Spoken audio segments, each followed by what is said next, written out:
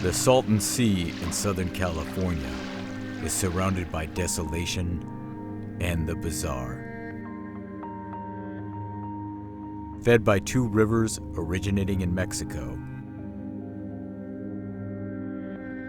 it's experienced both boons and busts.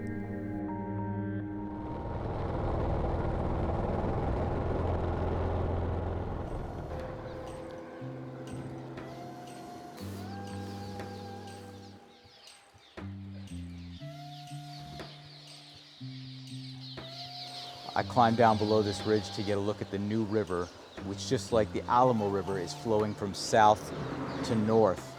Now what that tells me is that this whole area is below sea level. It's an ancient seabed.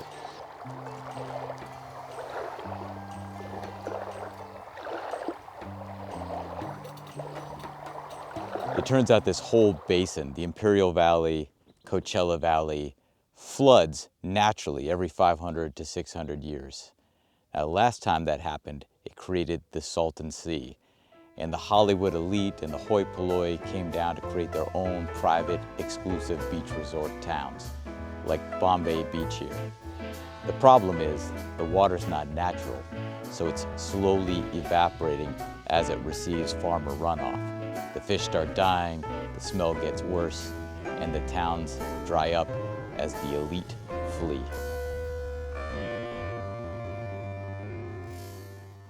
This last flood that created the Salton Sea definitely was a tiny boon, but it was nothing like the flood of AD 700, which filled up this entire basin. It was a bonanza for local hunting and gathering tribes, including one whose name you were sure to recognize.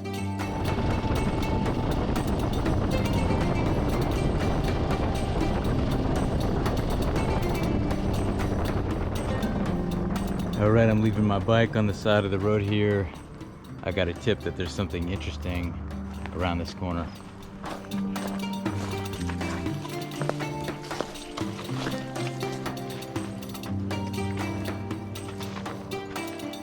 Well, they're subtle.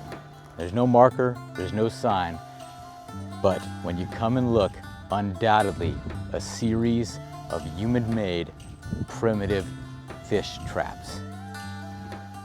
Fish, and we are a long way from the Salton Sea. But that flood of 700 was a humdinger. It filled up this entire valley from Palm Springs down to Mexicali. 115 miles long, 35 miles wide. A huge source of water and food for the Native Americans. And then it started to dry out. As this giant lake began to dry out, the tribes that built these fish traps found resources getting thinner and thinner. So they did the same thing the rich did in Bombay Beach when the Salton Sea began to shrink. They fled.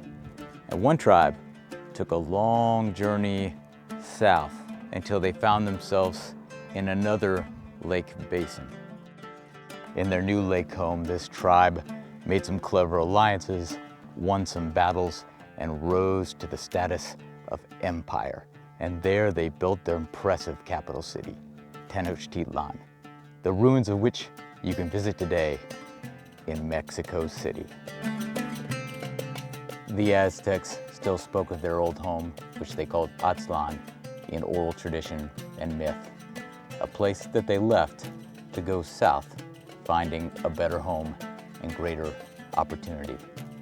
Hundreds of years later, my ancestors crossed the Atlantic Ocean to the Aztecs' old home to find their own opportunity.